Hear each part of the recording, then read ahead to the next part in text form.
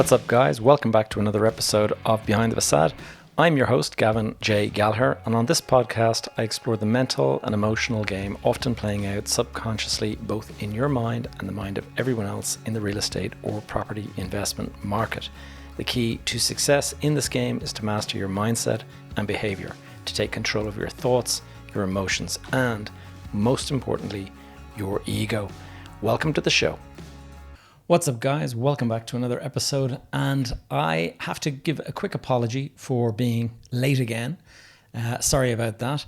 I actually recorded 6-minute episode last night, and I was listening back to it, and it was just poor quality. And I kind of thought to myself, don't be a slave to getting the podcast out.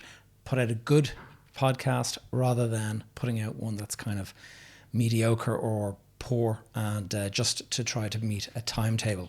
So this is the better one. I hope you'll agree. What I have been finding, though, is the pressure in work is starting to kind of bear down. There's an awful lot of stuff going on at the moment.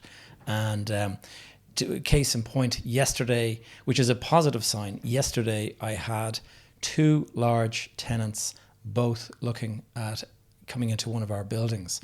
And these are big corporates that have, hundreds of staff and stuff like that, but 2 of them walking the floors of the same building at the same time. I had to go and ask somebody to help out so that I could be with one party while they were with the other party. But anyway, definitely seeing a little bit of an increase in interest in the office sector, which is a good thing because it has been pretty bad. And if you look at the way interest rates are going at the moment, it would seem like, and I mean, obviously, I'm no economist, but to my mind, it looks like the rates have stopped rising, but we are still waiting to find out how long the current rates are going to be held at. And so that's going to be the waiting game that we're in now. So the market sentiment is out there that rates have stopped rising, but is it going to be, a long couple of months, a year of these kind of higher rates, or are things going to come back down to the level they were? It's interesting how things evolve over time. I can remember having a conversation with somebody, I guess probably 2 or 3 years ago, and they were of the view, they were saying, isn't it amazing what the environment that we've come from? He says, I can't see us ever going back to high interest rates. And that was when we were back at the kind of 0 or 1% or whatever it is, and here we are at 4% in the EU and 5.25% in the UK, and the US.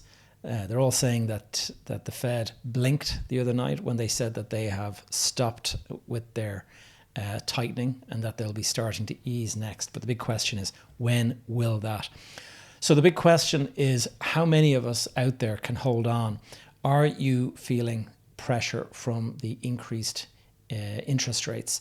A lot of people, they would have taken out loans at a time when they were low, and there's a possibility that they are about to reset, or they already have reset and it has increased. And I know my own villa in the south of Spain that I have rented out to a long-term tenant, like the mortgage there reset back in May, and I am now €1,000 a month in arrears, or not in arrears, but that's the amount that I'm short in the rent that I collect from the tenant, and so it's not a great position to be in.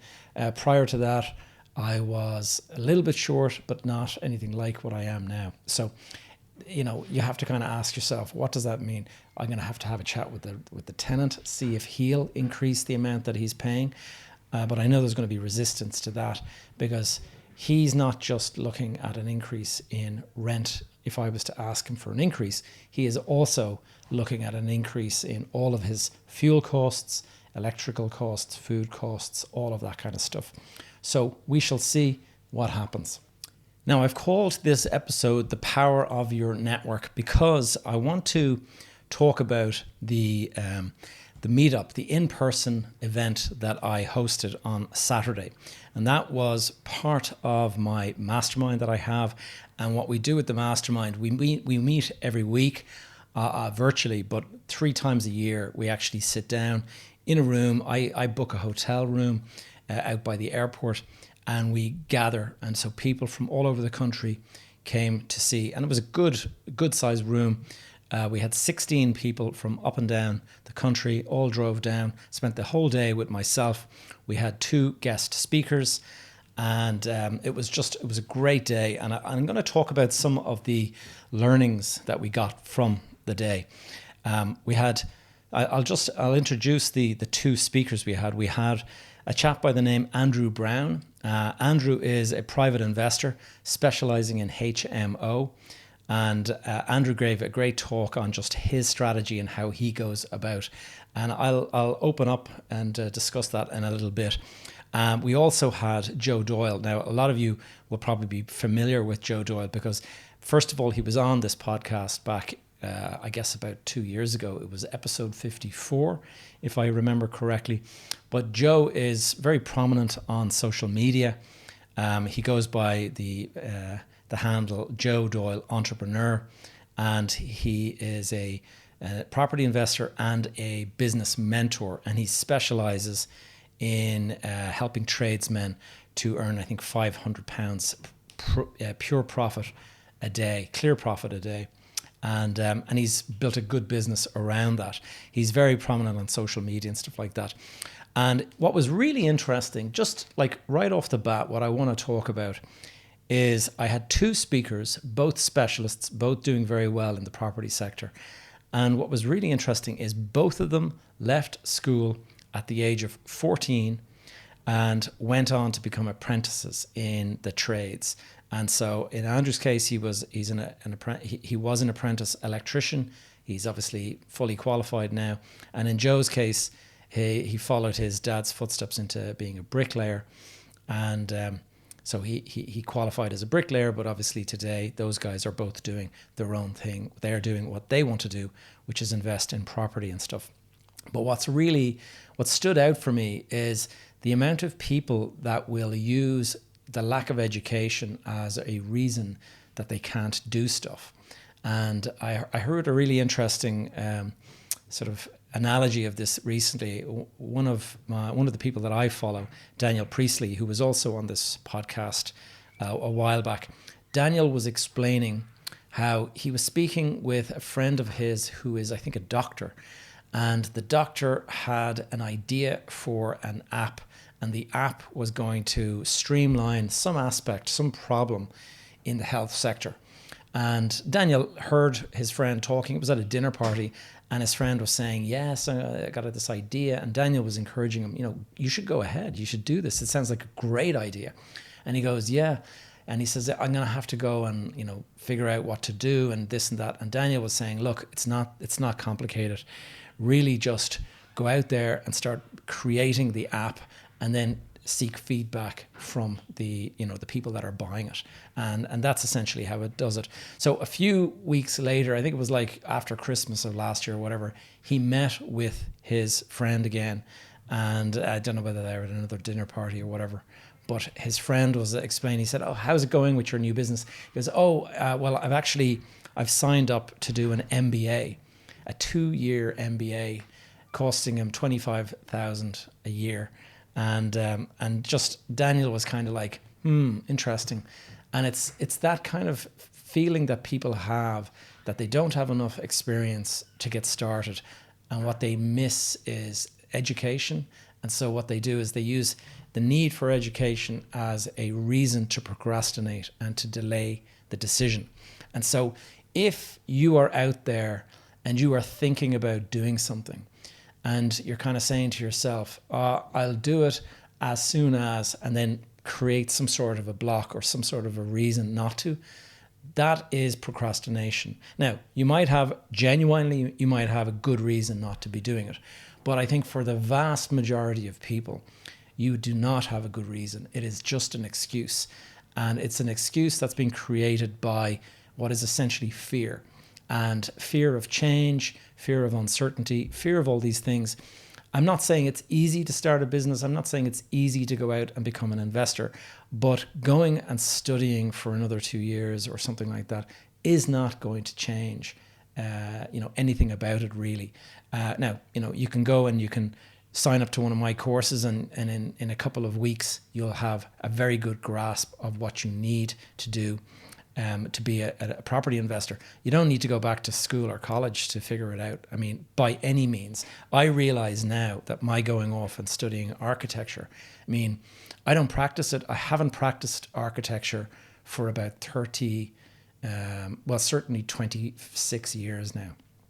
And it makes me wonder, was that 5 years I spent studying architecture, was it a complete waste of time? I don't think it was a waste of time, but I don't need architecture as a degree. What it did, though, is it did give me an understanding of the design process. And so I can use the principles that I picked up in college. I can use those on a daily basis, and I do. And I also have a better understanding of the construction process and stuff, which is helpful. But it does not help me do the job that I do every day. And if I'm buying property, it certainly doesn't have anything to do with it.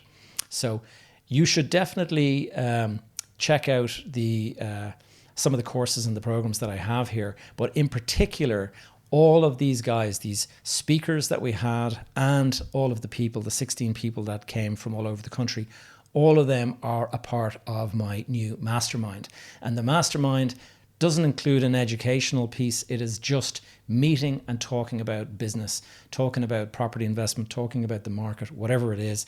And we currently have about 40 people in the group, and of them, 18 turned up for the call last night. And now 18 people, you might think that sounds like an awful lot of people to try to kind of gauge questions from, but I would say that of the 18, 15 of them are silently listening and learning. 3 of them might be asking a question and bouncing back on ideas and debating and stuff like that. So it's worth checking it out. I'll put some links in the show notes. Now, let's get into just some of the lessons. And I want to first start with Andy Brown, talking about how he goes about the HMO, financing his HMO business.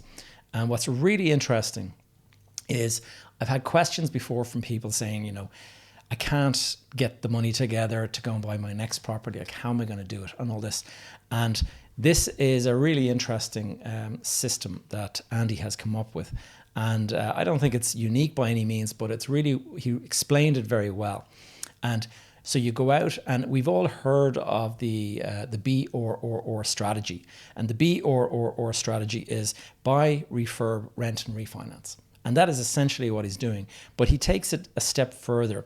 And what he does is he's looking for a house that is in old, poor condition. It has to be something that he can add value to. And so he's looking for, a fixer-upper. We'll say a 4-bedroom or a 5-bedroom house in an area, like in a city, in an area of the city that is close to obviously public transport, because if you don't have public transport, then people are going to have to take taxis, or they're going to have to take their car. Then you have to get into having car parking spaces and all that kind of stuff. But you find a location close to a large employer. So in a lot of the stuff that Andrew does is in around Intel, which is in Leixlip here in Dublin. But what he does, he looks for these old houses. He was explaining that one of the ones that he found had been unoccupied for 10 years. And you could really tell, he had photographs that he shared with us. And the photographs, like the really old kind of pink and green colored baths and sinks and stuff, very, very dated, 1970s kind of furniture and stuff. Buy this kind of a place, buy it cheap, because nobody really wants it. And one of the reasons why people don't want these old properties is because you can buy a house like that with a mortgage, but it's very hard to get the money from the bank to go and do the fixing upping, the fixer upping. And so if you need to go and make improvements to your home and all that kind of stuff, that's a second loan you have to take out, and you have to quantify that, and it's a difficult job. Most people want to move into a turnkey finished property in perfect condition.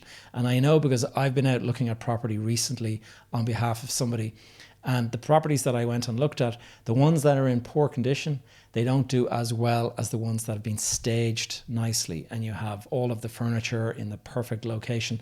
You have, in fact, they bring in furniture from other people. You know, you can actually go out and you can hire companies to stage your house for you before you're selling it. So they'll put sofas and chairs and they'll really make it sort of stylish looking.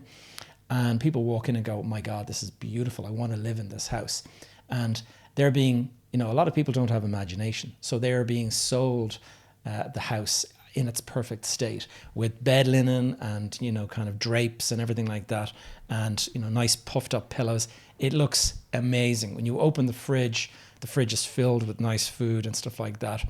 And it just makes the place feel like, wow, I could move in tomorrow. It's like a hotel. And that is what you want to do when you're fixing up a house. If you can get it to that stage where people kind of just go, oh my God, this is absolutely amazing, I'll buy it. And they can go to their mortgage broker and they can say, I want to buy this house and here's the cost of it. And that is the cost of buying the house. And the bank will give you all of the money that you need for that. And there's no fixing, there's no doing it up, there's no decorating, there's nothing additional that you need. You just need your own deposit and you need then to borrow the rest from the bank. Now, getting into this structure that Andy was talking about, though, is he will go in and he will take, say, a 5-bedroom house. He will usually convert the downstairs living room into an additional room. It'll be an ensuite double bedroom. And he also, in one of the ones that I looked at, he had under the stairs, he created a corridor down to a part of the house that probably would have been like a utility room. And he created an additional ensuite bedroom down there. And so he turned this 5-bedroom house into a 7-bedroom house. And then he extended out the rear and he turned it into, I think, an 8 or 9-bedroom house. And so you start with a 5-bedroom, you end up with a 9-bedroom. And what you're doing is, whereas a family might come along and rent your 5-bedroom house and they might pay you $2,500 a month, you will get 8 individuals to come in and pay you $800 a month for the house that you've created. And so do the maths on that. That's about $6,400 a month in rent. So you're getting a couple of thousand a month more than you would have if you just left it as a single let. And one of the big things, though, the real thing that got everyone sort of excited was the fact that the deposit that he puts into the property and the money he spends on refurbishing the property, he almost always does enough homework on how he can get the value of that property up so that when he refinances it, that the 70% he gets from the bank, that will include all of his original deposit back and all of his refurbishments costs back. And so the 30% he's leaving in is the 30% of additional value he created. He's not actually leaving his cash in the deal. He's just leaving the basically the value he created through his, you know, increasing in size. He gets back all of his original money. And that is really, really important because everyone has a shortage of money. If you can get your money back, then you can just go rinse and repeat, do the exact same thing again. And if you can get $6,400 a month per, house, you're probably paying, $2,000 a month in mortgage payments. And so, whereas the house rented out to a family will get $2,500, you've barely enough to kind of make ends meet. In this case, he's throwing off $3,000 or $4,000 of profit a month. And so it's just a great system. And there's a lot of work to be done to make sure that you get that increase in value, though. And this was something that I'm introducing into my course, the foundations course that I have, because it's so critical. You have got to be able to provide evidence of values of a similar property or of a similar size property so that you can back up the revaluation to a higher level, because the banks, they will not give you that increase unless they can get a valuer to stand over it. And so it's very important that the valuer has the information he needs to be able to stand over it. And so it's funny, when I'm actually calling this system is not B or, I'm calling it B or. And that is buy, refurb, rent, refinance, recover, as in recover your capital, and recycle it back into the next deal, and then just keep going. And so you can actually do this 2 or 3 times a year if you create the system, and the system just starts to become kind of an engine. You've got tradespeople that you work with.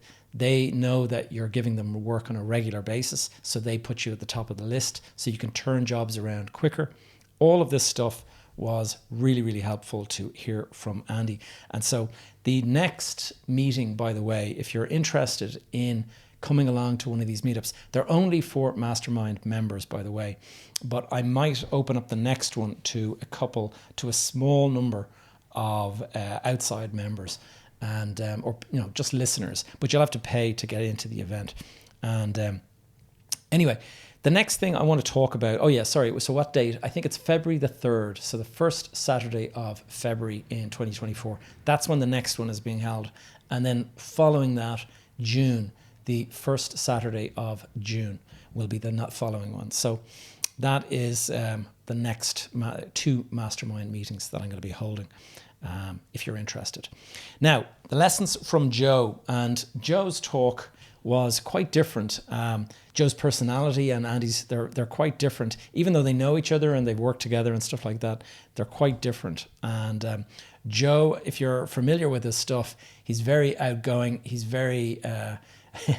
he was explaining some of the challenges he's facing in his business with regulatory challenges, with people telling him that he can't say certain words on the internet, things like investment fund and things like that. But he's built this big portfolio. He has over 50 properties, and he was explaining how he did this. And he was explaining how he got caught in the 2008 crash like I did, and he managed to kind of dig his way out of that.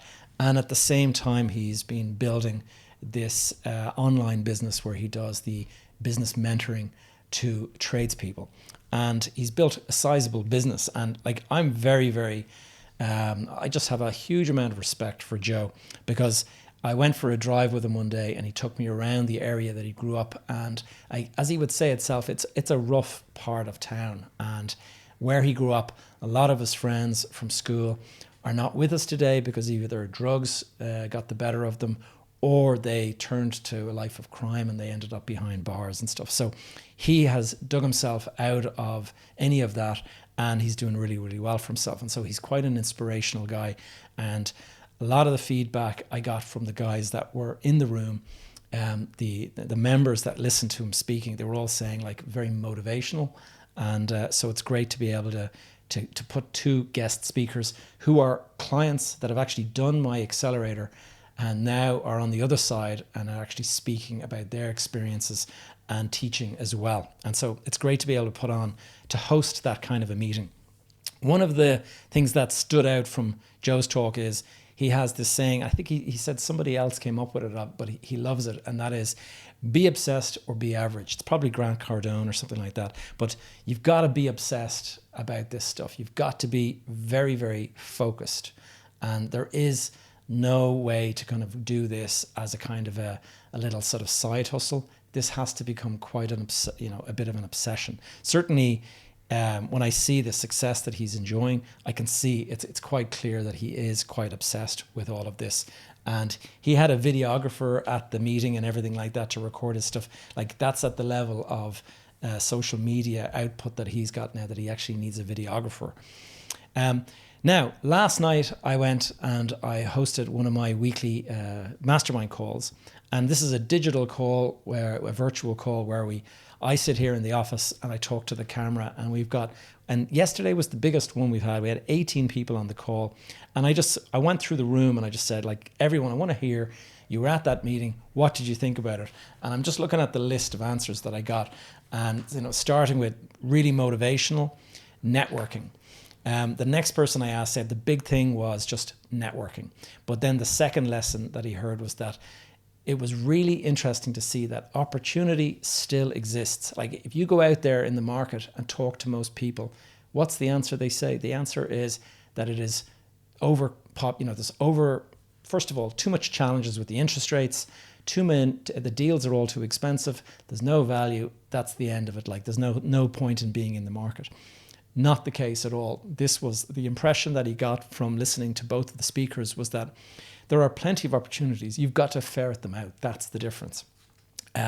Lots of different options. That was one of the points that came back, is that hearing the two guys talking about their two different ways of going about it. He said that it's now obvious to him that there are so many options to go about, like financing, to go about what you do with the property, to go about how you go about it, all of this kind of stuff. Really eye-opening. The different, as I've said before, usually resources are not your issue. Your issue is a lack of resourcefulness, and it's about going out there and figuring it out. Maximizing value, how to do that. That was the feedback. An abundance mindset. That came back from one of them, is that just the group that we've created now, all of these people, they're very open. They like to share. They like to help others. They're not keeping their cards close to their chest and thinking, this is my deal, this is my way of doing it. The next person said networking. The next person said networking. And he also was talking about his pension, the fact that there was lots of different opportunities. And it's really, really interesting to hear this. And because I've been saying all along, and I think somebody, who was it that coined the phrase, your net worth is your net work, or vice versa. Your network is your net worth. If you have got a load of people that you can share ideas with, bounce ideas off and stuff, and if they're open-minded, if they're problem solvers as opposed to problem creators, or people that are just obsessed with seeing obstacles, seeing the problem, that's the thing. This really, really opens your eyes. And so that is pretty much the message for today, is that your network is super, super important. And if you want to be a part of a really good, growing network, have a look at my mastermind. I'm going to put links down below. If you can join, you can click on a few buttons and you can actually be straight away a member of the mastermind. You'll be on next week's call. You'll also be invited for free to the next couple of events that we're holding. And so that's all from me, guys. I hope you found this one useful, and I shall see you again next week. And once again, sorry for being late. Thank you for tuning in to another episode of Behind the Facade. If you have any questions or topics you'd like me to cover in future episodes, please connect with me via the Facebook group that is called Behind the Facade Community. Alternatively, you will find me on social media. My handle is Gavin J. Gallagher. You can stay up to date with all of my content and the various projects I'm working on over on my website, gavinjgallagher.com. And while you're there, please do add your name to the Join My Tribe thing over on the right-hand side. This will ensure you're kept up to date via my weekly newsletter. All of these links are in the show notes below. That's all for now. I will see you guys in the next episode.